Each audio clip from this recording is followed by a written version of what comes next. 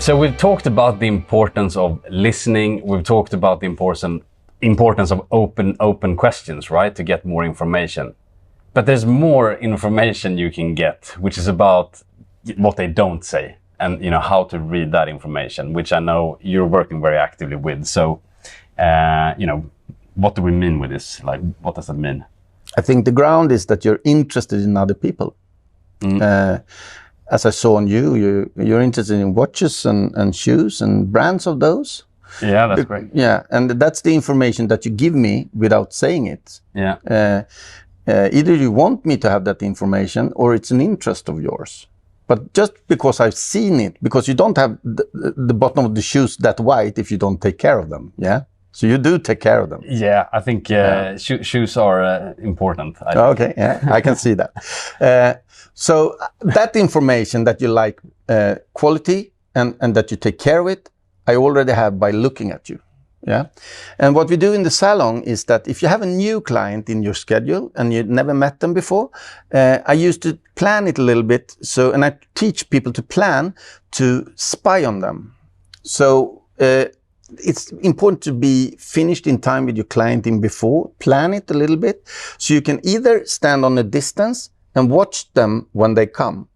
Look at them, what type of clothes they have. They maybe chosen it for this occasion, or maybe they look like that every day. You don't know. You need to find out, okay? Because it's very important for me to plan the look. So I used to, when I have a client and I use the mirror to just put the scissors down a little bit, and I use the mirror, or I just look over my shoulder. I see how they walk when they come in. I see how they sit, if they sit like this or like this, or like this, or if they have to read or are busy or looking at the watch. I mean, I get so much information of their body language and the way they choose to dress, okay? And out of that, you can also use that information in many ways. And for my new hairdressers, when they start and they don't have so much clients and they do styling and so on, and they have a lot of new clients, I force them to sneak on their clients a little bit more. So we have a lot of windows down the street. So an easy way is to, when you let your client out, you just go out through the door and you just look on the side down. And you can directly see if they pull the hair down, you put in too much volume. If they're looking on the lengths, they are worried that you cut too much. If they pull it up or mess it up, you did it too properly, and so on. So you get all that information that you can use the next time that you said, maybe you should do it a little bit messy. Or do you want me to be more careful about the length? And so on. Because that information with their body language when they leave the salon is everything you need to sell in a new treatment next time. And also how they sit in the chair. We will come into that in another lesson about body language and difficult clients and so on. Because not everybody are nice, not everybody are... There are mean people out there. There is. And there are people that drain your energy, and you need techniques to stop that happening. And there are. Yeah, which we're going to cover later as well, right? Yeah. So sneak on your clients, take all the information, read them upside and down, and ask them, is this your average look? Or do you look... because maybe they come from a meeting and they don't dress like that. Maybe they have a horse and it's important to pull the hair back. That's the most important for them, because they don't want the hair in the face.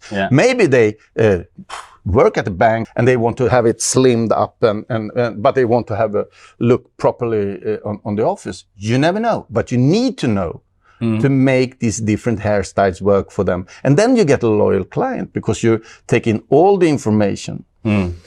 So I would say to hang the hair in the wardrobe is it's much more important than to look at the hair as it's a part of your body. Because today, the hair is not a part of your body.